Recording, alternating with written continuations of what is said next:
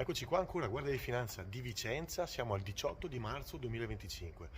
Continua la nostra ricerca dove sono finiti i soldi delle due banche venete, quindi i soldi dei veneti. Veneto Banca Popolare di Vicenza, le due LCA.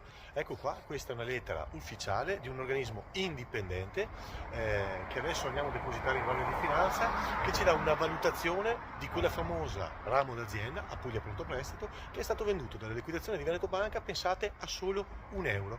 Ci siamo chiesti se questa operazione è trasparente. E cosa è uscito da questa lettera, avvocato? Allora, noi avevamo già presentato un esposto su questo punto qualche mese fa, sollevando delle perplessità sulla questione. Questa lettera ci conferma la fondatezza di quelle perplessità e di quei dubbi, che la cessione non sia congrua a quel prezzo per una differenza di decine di milioni di euro che varrebbe effettivamente l'azienda ceduta.